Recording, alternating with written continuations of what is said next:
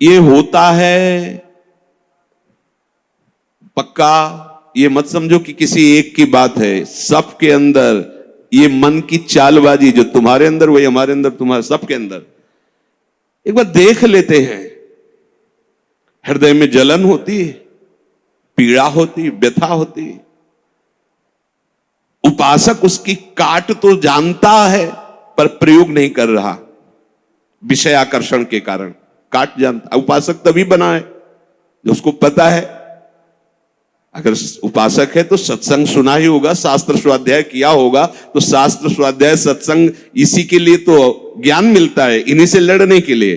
पर उस समय विषय प्रीता होने के कारण वो उनका प्रयोग करना भूल जाता है।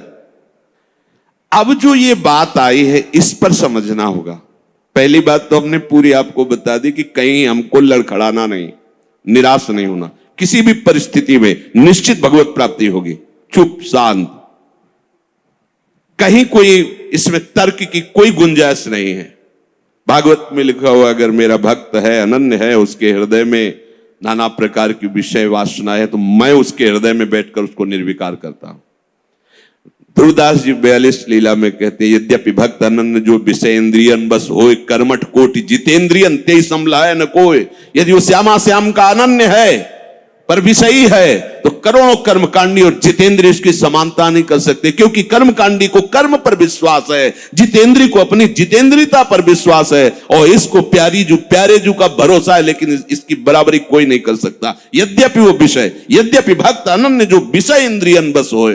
ये कोई केवल ऐसे नहीं कि ये भाषण हो रहे हैं, मनमानी जो आया सो बोल दिया। तस्मात् शास्त्रम प्रमाणम, और सबसे बड़ा शास्त्र ये है हमारी छाती, जिसको हम जीते चले आ रहे हैं। ये मन कभी कभी हमको ऐसा प्रेरित करता है, जहां इसको विषय संयोग होने का अवसर दिखाई दिया, कोई क्रिया, कोई संयोग, कुछ, तहां ये मन बुद्धि को इस तरह से आकर्षित करता है कि सुना है शास्त्र और गुरुजन कहते हैं कि सुख नहीं है, पर अगर हम इसे एक बार भोग लेते तो हमें पता चल जाता कि सुख नहीं, फिर हम अपने मन को समझा देते। इस बात पर आपको सावधान होना है। ये नहीं कि ये हमारे हृदय में आती, इनके हृदय में आती, इनके आपके हृदय में नहीं, ये चराचर जगत की बात कह रहा हूं। जो मन को पढ़ा जाता है ना, जैसे संत जन दूसरे की बात 1 मिनट, ये सिद्धि की बात नहीं होती, वो अपने मन को पढ़ते हैं और वही बात कहते, तो वही सबके मन में लगा, हाँ अरे यार ये तो हमारे मन की बात बोल दिया, ऐसे ही चल रहा था। ऐसा वो नहीं है कि तुम्हारे मन की बात कह रहे, नहीं, उन्होंने अपने मन को पढ़ा है, अपने मन को देखा है। आप बहिर्मुख इसलिए समझ नहीं पा रहे, वो उसी को पढ़ते रहते, एक एक हरकत उसकी देखिए। तो जब वो बात कह रहे हो, जब आपको मन में वही चल रहा है, तो आपको लगता है ये तो हमारे मन की, आज जो सत्संग हुआ केवल मेरे लिए हुआ। ऐसा उनका मन, उन्होंने अपने मन को देखा है। तो ये मन ऐसी प्रेरणा करता है। जब हमारा मन किसी भी भोग के लिए ऐसी प्रेरणा करे कि यदि हमें ये भोग मिल जाता तो हम अनुभव कर लेते और मन शांत कर लेंगे। ऐसा होता है कि बहुत दिन से यार लगा है मन में कि समोसा चटनी लाओ यार, एक बार खा के देखते हैं। ये चीज देख लेते, चलाओ टीवी चलाओ, मोबाइल में सर्च करो, ये छू लेते हैं, ये भोग लेते हैं। यही हमारे फंसाने की चाल है। अच्छे से देखना, हम गिरते कहां हैं? जहां हम मन को सपोर्ट करते हैं। मन हमें कैसे दस्तखत करने के लिए राजी करता है? कुछ नहीं बिगड़ेगा, बस देखना है क्या होता है। सूंघने से, खाने से, देखने से, छूने से, शब्द स्पर्श रूप रस गंध, इन 5 भोगों को ही भोगने के लिए हमें विवश करता है। मन ऐसा प्रेरित करता है, ऐसा बोले अब शांत हो गया, भजन करते हैं। कई मिनट माला चलेगा, लेकिन अगला प्रोग्राम वो तय कर चुका है। सामने आपके जहां पेश किया, कांप जाओगे आपकी, ये क्या हो रहा है? हमने तो सोचा था केवल एक बार देख लेंगे, अब क्या हो रहा है? वो ऐसे दलदल में फंसा देता है कि अगर हरि का आश्रय नहीं है तो कभी नहीं निकल सकता, कभी नहीं निकल सकता। न जातु कामः कामनामुपभोगेन शाम्यति हविषा कृष्ण वर्तमेव भूय एवाभिवर्धते। ये विषयों की लालसा भोगने से कभी भी शांत नहीं होती।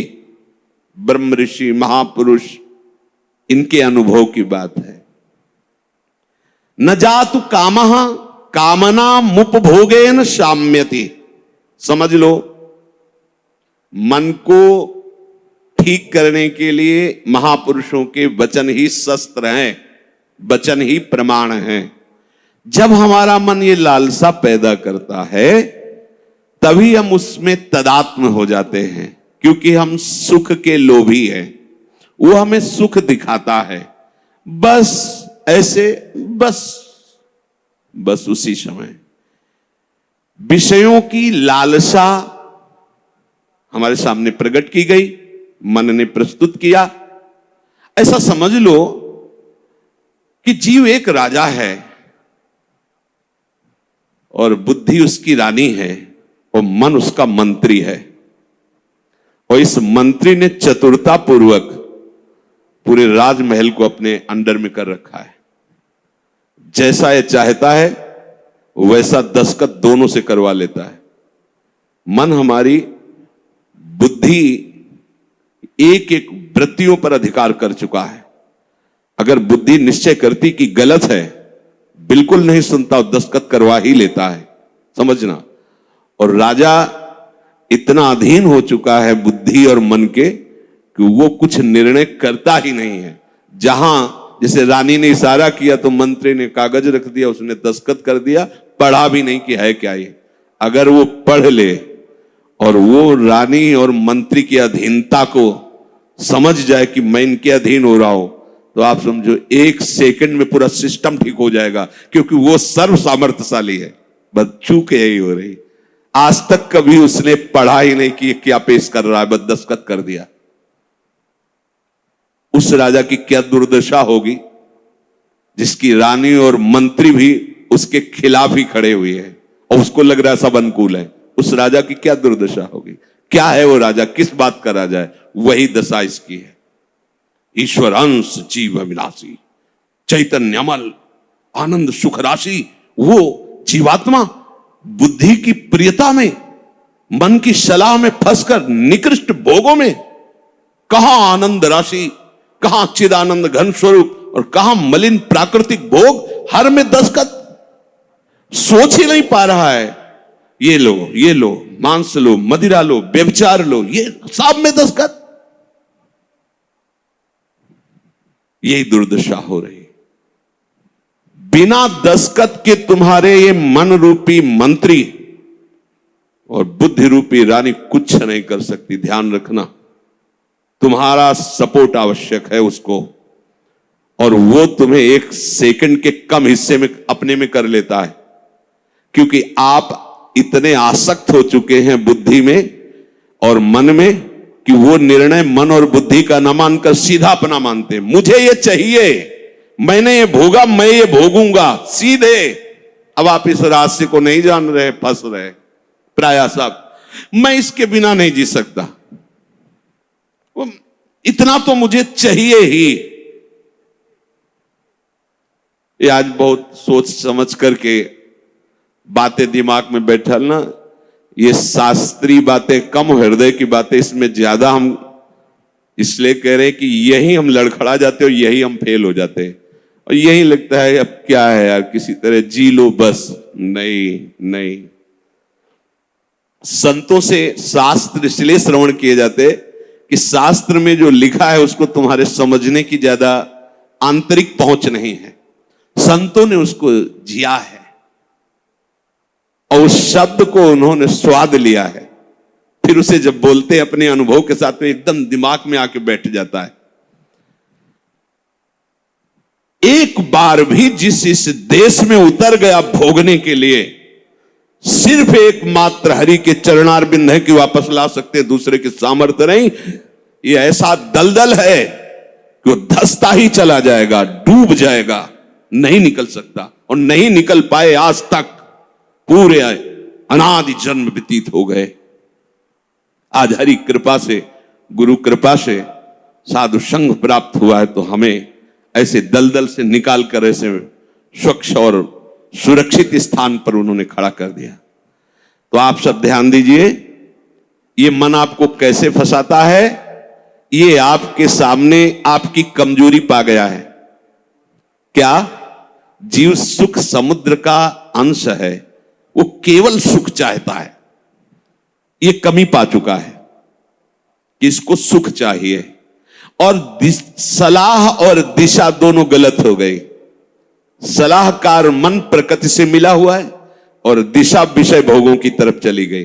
अब ये जिस विषय को कह देता है ये स्वीकार कर लेता है। अब इस बात को आपको काटना होगा। वो आपके सामने लालसा पेश करेगा सुख भोग की। अज्ञानी कभी इससे नहीं निकल सकता, ध्यान रखना। और भक्त कभी अज्ञानी नहीं होता। बड़े बड़े भक्तों को देख लीजिए। भक्तराज श्री हनुमान जी महाराज, ज्ञानी नाम अग्रगण्यम बुद्धिमताम वरिष्ठम। भक्तराज गरुण जी, जिन पर भगवान स्वयं आसन लगाते बैठते हैं। गरुण महाज्ञानी गुण राशि। हाँ, भक्त को कोई कहे कि ये तो अज्ञानी, भक्त परम ज्ञानी होता है। दोनों पक्षों का ज्ञान होता है, प्रेम का भी और आत्मस्वरूप के बोध का भी। ज्ञानी एक पक्ष केवल आत्मस्वरूप का बोध और मुक्त हो गया, और भक्त मुक्त होते हुए भी मुक्ति को न स्वीकार करके आगे बढ़कर भगवत प्रेम राज्य में प्रवेश पाता है। न जातु कामः कामानामुपभोगेन साम्यति। ये बात बैठा लिए भाई। ये जो मन आपको पेश कर रहा है कि ये क्रिया हो जाती, ये भोग मिल जाता तो मुझे शांति मिल जाती और फिर मैं आराम से बैठ के भजन करता। सावधान रहना, ये दुश्मन आपको प्रलोभन में फंसा कर ऐसे दलदल में ले जा रहा है जहां केवल हरि बचा सकते हैं, दूसरा नहीं। केवल हरि, केवल हरि, दूसरा नहीं। विश्वास करना, दूसरा कोई नहीं बचा सकता इस दलदल से, क्योंकि आप बचना ही नहीं चाहेंगे। ये ऐसी मृत्यु है कि इससे आप हंसकर गले लगाएंगे, इसके लिए तड़पेंगे। ये न भयावह नजर आएगी और न एक कटु नजर आएगी, पर ये जहर से भी ज्यादा कटु है और मृत्यु से भी ज्यादा भयावह है। ये भगवती माया का जो आकर्षण है। उस समय अगर कोई बचा सकता है तो केवल हरि, दूसरा नहीं। हविषा कृष्ण वर्तमेव भूय एवाभिवर्धते। जैसे अग्नि में घी डालते जाओ तो अग्नि प्रज्वलित ही होगी, बुझेगी नहीं। ऐसे ही तुम्हारे सामने मन की जो जो भेजी हुई भोग लालसाएं हैं, अगर उनको तुम स्वीकृत करते गए तो तुम्हारी कामना तुम्हारा नाश कर देगी।